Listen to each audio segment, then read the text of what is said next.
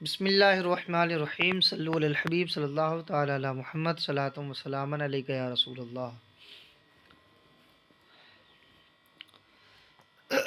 قصص النبیین جزء الثانی کے جو ہے دوسرے قصے کا نواں سبق ہے ایمان و ہود۔ ایمان و ہودن، حضرت ہود علیہ السلام کا ایمان۔ ولم تجد عاد جوابا، جب قوم عاد نے کوئی جواب نہیں پایا، یعنی قوم عاد کو کوئی جواب نہیں ملا، قوم عاد سے کوئی جواب نہیں بن سکا، وما علموا کیف یجیبون ہودا، اور وہ لوگ یہ سمجھ نہیں پائے کہ ہود کو کیا جواب دیں، ولکنہم قالوا لما عجزوا، مگر ان لوگوں نے عاجز ہو کر کہا، ولکنہم قالوا لما عجزوا، لیکن ان لوگوں نے کہا جب وہ لوگ عاجز ہو گئے، یعنی عاجز ہو کر کہا، کیا کہا؟ قد غضبت علیک آلہتنا،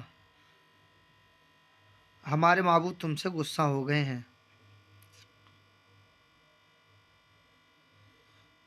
فاصابک مرض فی عقلک، اس لیے کہ تمہاری عقل میں فطور آ گیا ہے، فاصابک، تم کو پہنچ گیا، مرض، ایک مرض، فی العقل، تمہاری عقل میں، یعنی تمہاری عقل میں مرض پہنچ گیا ہے، تمہاری عقل میں جو ہے وہ فطور آ گیا، تمہاری عقل خراب ہو گئی، یہ کہنے کا مقصد ہے۔ لیکن وہ سب کے سب جب عاجز آ گئے تو بولے کہ تم سے ہمارے معبود غصہ ہو گئے ہیں تو تمہاری عقل میں فطور آ گیا ہے۔ وقد وقع علیک وبال من آلہتی، اور تمہارے اوپر ان معبودوں کی طرف سے مصیبت آ پڑی ہے۔ قال ہود، ہود علیہ السلام نے کہا، ان هذه الاصنام حجارۃ لا تنفع احدا ولا تضر، ہود علیہ السلام نے کہا یقیناً یہ بت تو پتھر ہیں، بے شک یہ بت پتھر ہیں، نہ ہی کسی کو نفع پہنچاتے ہیں اور نہ ہی کسی کو نقصان۔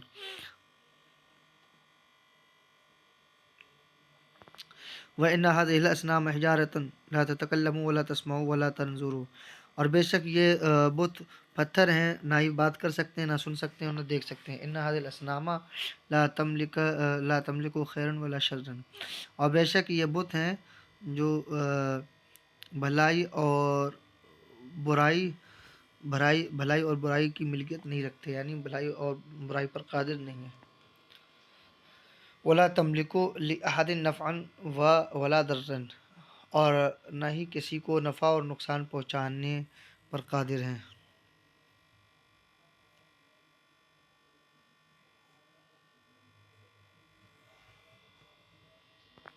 وَإِنَّكُمْ أَيْضًا لَا تَمْلِكُونَ خَيْرًا وَلَا شَرًّا،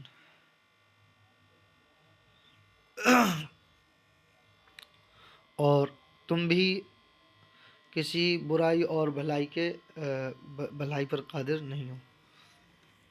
وَلَا تَمْلِكُونَ لِي نَفْعًا وَلَا ضَرًّا، اور تم لوگ بھی ملکیت نہیں رکھتے ہو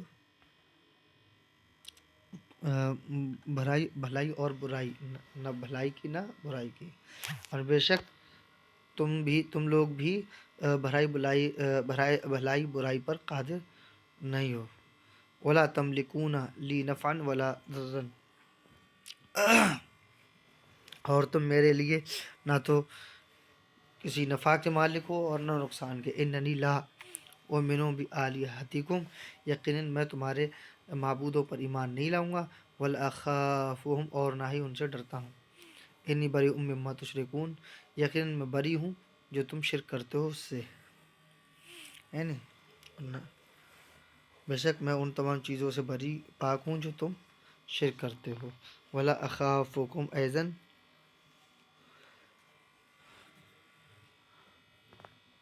اور میں تم سے بھی نہیں ڈرتا ہوں، فکیدونی جمیعا، تو اگرچہ تمام لوگ تم میرے خلاف جمع ہو جاؤ۔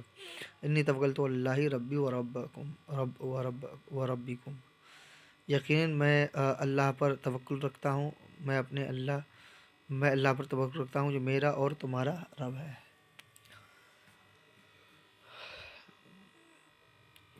کل شیء تحت یدہ، ہر چیز اس کے دستے قدرت کے تحت ہے۔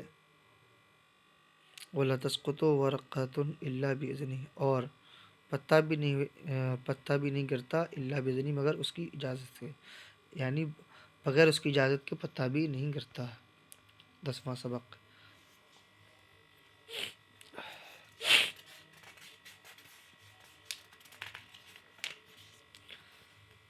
عناد عاد، قوم عاد کی ہٹ دھرمی یعنی ضد۔ سمعت عاد کل ذلک ولکنہم لم یؤمنوا، قوم عاد نے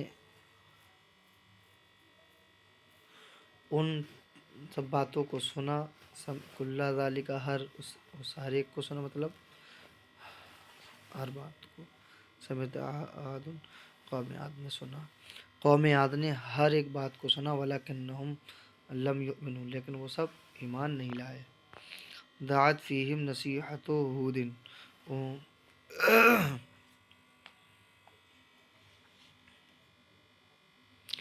اور ان میں ہود علیہ السلام نصیحت ہود، ہود علیہ السلام کی نصیحت، دعت فیہم ان میں ضائع گئی، ان میں ہود علیہ السلام کی نصیحت ضائع ہو گئی۔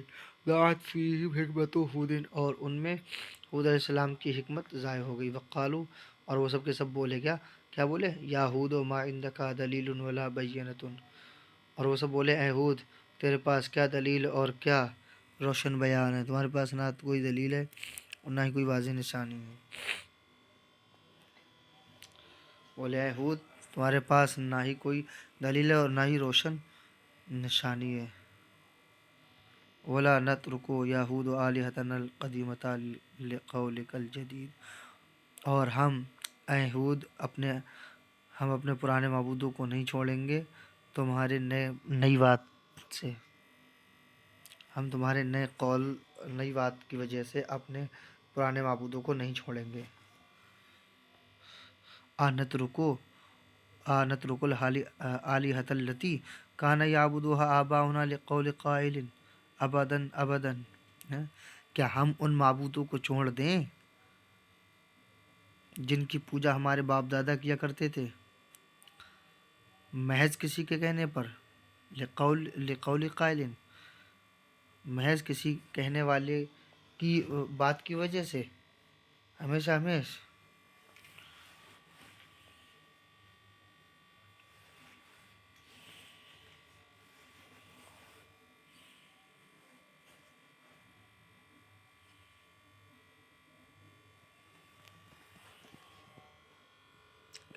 کبھی نہیں۔ انترکو آلہۃ التی کان یعبدها آباؤنا لقول قائل، کیا ہم اپنے ان معبودوں کو چھوڑ دیں جن کی ہمارے آبا و اجداد عبادت کرتے تھے کسی کہنے والے کی بات سے؟ کبھی نہیں، ابداً ابداً، کبھی نہیں۔ وَيَا هُودُ إِنَّكَ لَا تُؤْمِنُ بِآلِهَتِنَا وَلَا تَخَافُوهُمْ، اے ہود تم ہمارے معبودوں پر ایمان نہیں رکھتے ہو، وَلَا تَخَافُونَ، اور نہ ہی ان سے ڈرتے ہو۔ فَإِنَّ لَا نُؤْمِنُ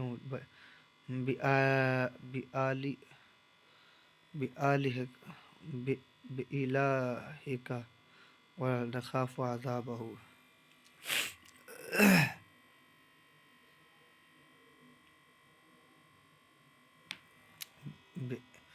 بِإِلَٰهِكَ فَإِنَّ لَا نُؤْمِنُ بِإِلَٰهِكَ وَلَا نَخَافُ عَذَابَهُ، کہنے تو بے شک ہم تمہارے معبود پر ایمان نہیں لاتے ہیں اور ہم نہ ہی اس کے عذاب سے ڈرتے ہیں۔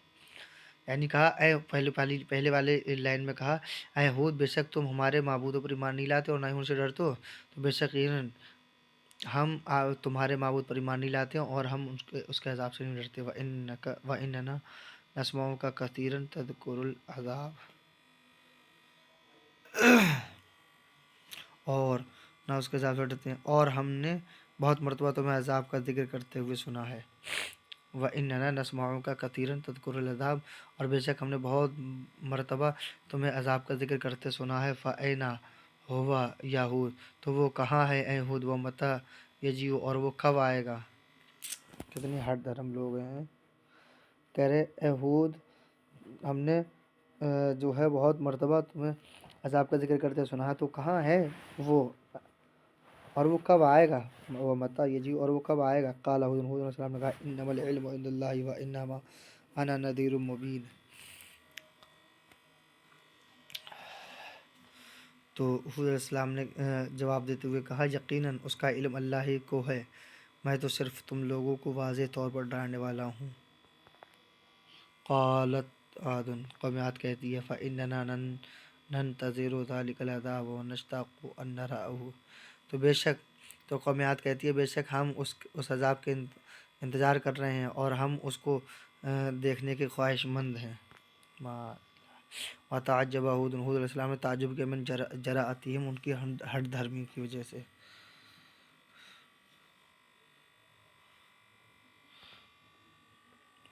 حود علیہ السلام کو ان کی جرأت سے یعنی ان کی بے باکی سے، نڈر پن سے تعجب ہوا۔ وتأسف حود علی صفاتہم، اور حود علیہ السلام نے ان کی بے وقوفی پر افسوس کیا۔ 11واں اور 12واں سبق اگلی ویڈیو میں انشاءاللہ پڑھائیں گے۔